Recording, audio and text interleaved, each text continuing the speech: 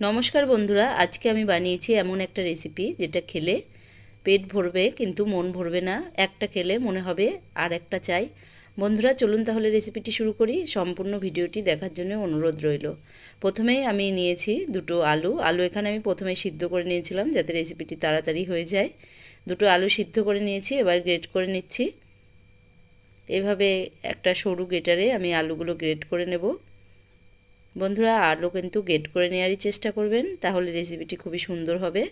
আলু গ্রেট করতে তো একদমই সময় লাগে না, খুবই তাড়াতাড়ি হয়ে যায়। দেখুন একটা গ্রেট করা হয়ে গেল, এবার আর একটাও আমি একইভাবে গ্রেট করে নিচ্ছি।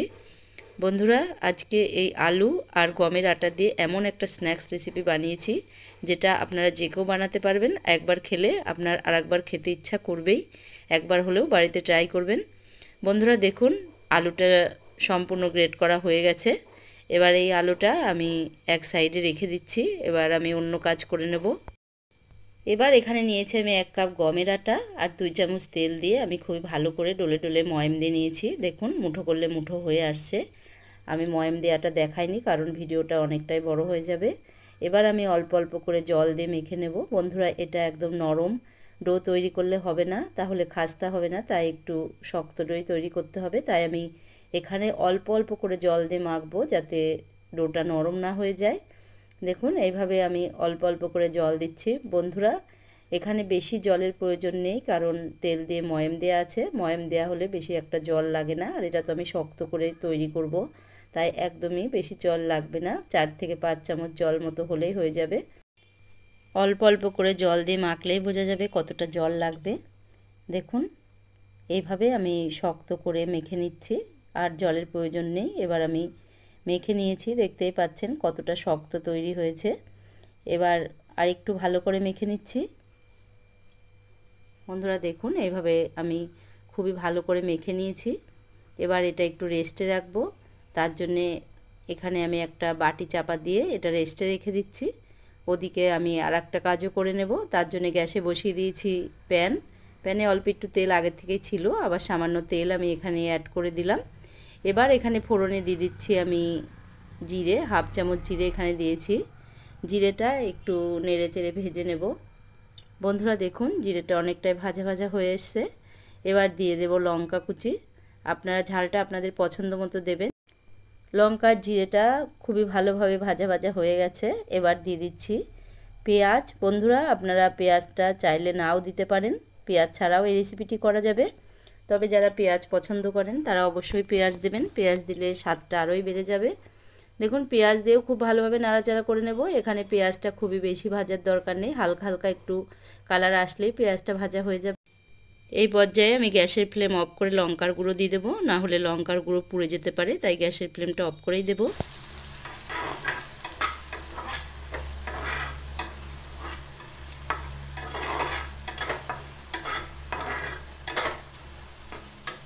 এটা খুবই সুন্দরভাবে ভাজা ভাজা হয়ে গেছে। এবার আমি আলুর মিশ্রণের মধ্যে এটা ঢেলে দেব।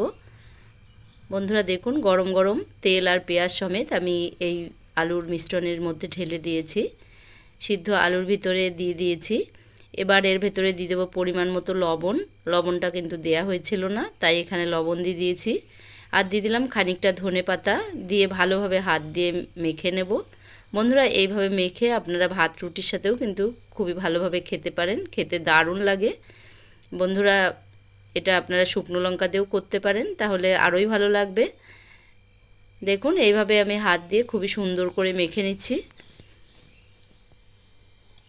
বন্ধুরা আলুটা যত ভালো মাখা হবে এই খাবারের টেস্টটা ততই ভালো হবে, স্ন্যাক্সটা আরও টেস্টি হবে। তাই আলুটা খুবই ভালো করে আমি মেখে নিলাম। দেখতেই পাচ্ছেন কত সুন্দর কালারটাও হয়ে গেছে।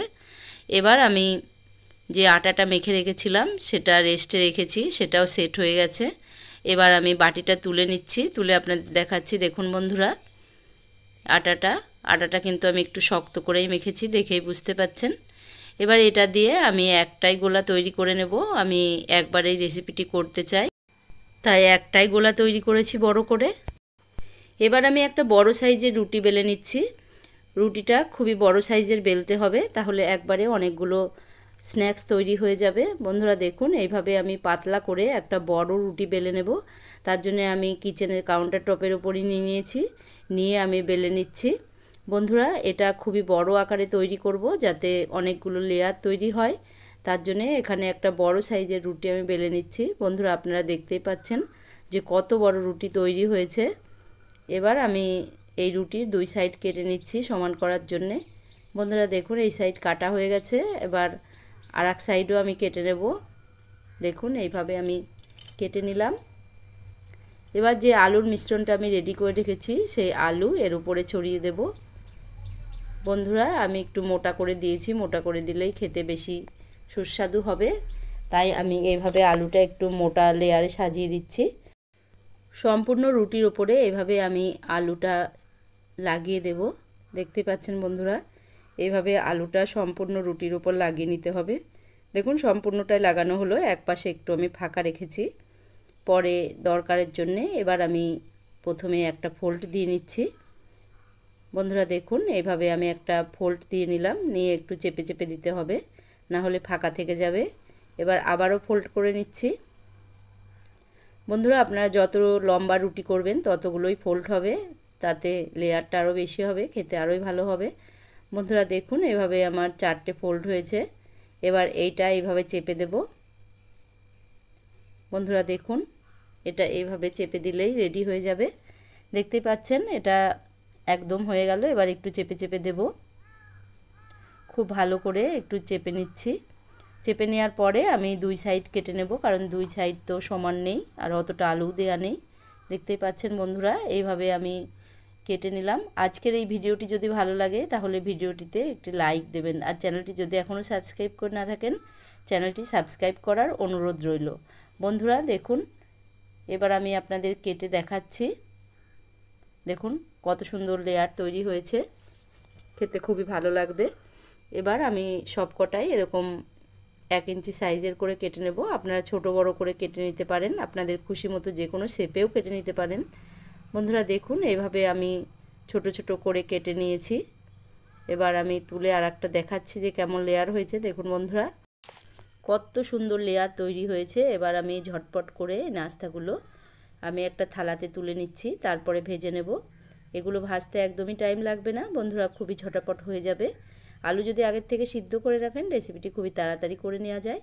এবার এখানে নিয়েছি একটা বাটি, বাটির ভেতরে নিয়ে নিচ্ছি 2 চামচ বেসন, আর দিয়ে দেবো সামান্য লবণ, আর দিয়ে দিচ্ছি সামান্য চিলি ফ্লেক্স, দিয়ে ভালো করে মিশিয়ে নিচ্ছি। মিশিয়ে নিয়ে দিয়ে দেবো একটু জল, জল দিয়ে অল্প অল্প করে মাখবো, তাহলে কোনো দলা পাকিয়ে থাকবে না। বন্ধুরা দেখুন এইভাবে অল্প অল্প করে প্রথমে জল দিয়ে দিচ্ছি, তারপরে একটু বেশি জল দিয়ে পাতলা একটা ঘোল টাইপের তৈরি করব। দেখুন বন্ধুরা এটা তৈরি হয়ে গেছে, এরকম পাতলাই তৈরি করতে হবে। এবার গ্যাসে বসিয়ে দিয়েছি প্যান, দিয়ে দিয়েছি তেল, তেলটাও গরম হয়ে গেছে। এবার আমি এগুলো একে একে ছেড়ে দেব। এবার এই ঘোলে ডুবিয়ে আমি কড়াইতে দিয়ে দিচ্ছি। বন্ধুরা এটা গায়ের সঙ্গে বেশি ঘন করে লাগানোর দরকার নেই, একদমই একটু ডুবিয়ে এইভাবে ছেড়ে দেবেন, তাহলে খুবই মুচমুচে খাস্তা হয়ে যাবে। দেখতে পাচ্ছেন বন্ধুরা দুটো দিয়ে দিয়েছি, আরও দুটো দিয়ে দিচ্ছে। এবার একসাথে সবই ভাজা হয়ে যাবে। বন্ধুরা খুবই তাড়াতাড়ি রেসিপিটি হয়ে যায়। দেখুন এক পাশ হয়েও গেছে, এবার এক পাশ উল্টে দেব। বন্ধুরা আজকের এই রেসিপি আপনাদের কেমন লাগলো অবশ্যই কমেন্ট করে জানাবেন। ভালো লাগলে লাইক কমেন্ট শেয়ার করবেন।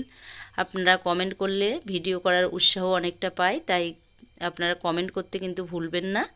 বন্ধুরা দেখুন এগুলো ভাজা হয়ে গেছে, এবার একটা প্লেটে আমি নিয়ে নিচ্ছি। বন্ধুরা এগুলো দেখেই বোঝা যাচ্ছে কতটা খাস্তা মুচমুচে হয়েছে। বন্ধুরা আমার তোলার ধরন দেখেই নিশ্চয়ই বুঝতে পাচ্ছেন যে আজকের রেসিপি কতটা খাস্তা আর মুচমুচে হয়েছে। দেখুন আমি 4টে কমপ্লিট করে ফেলেছি, আর এক ব্যাচও ভেজে নেব। দেখুন এটা ভাজাও হয়ে গেছে। এবার এগুলো সব তুলে নিচ্ছি, তার জন্য আমি একটা ঝাঁঝরি নিয়েছি, এর উপরে সবকটা তুলে নেব, তাহলে তেলটা ঝরে যাবে। বন্ধুরা দেখুন এইভাবে আমি সবকটা তুলে নিয়েছি, এবার থালাতে দিয়ে দিচ্ছি।